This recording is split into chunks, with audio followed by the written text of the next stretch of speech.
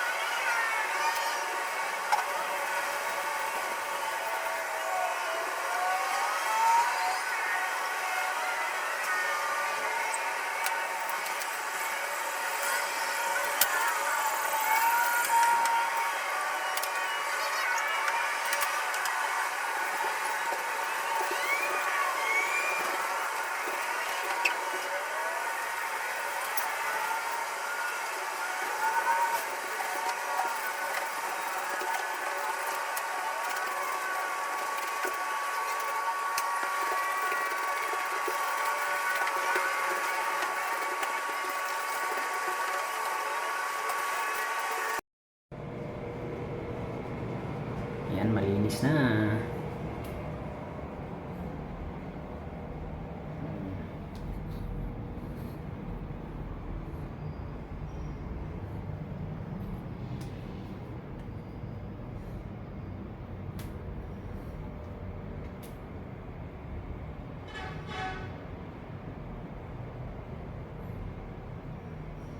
Kalat ka na naman, Chinese ka.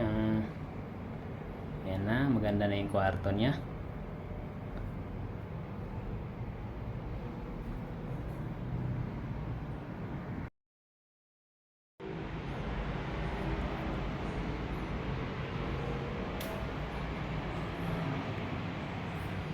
malinis na. Ito na yung finished product natin.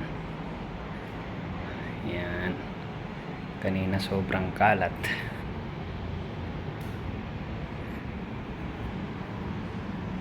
Yun, ganda na, di ba? Ito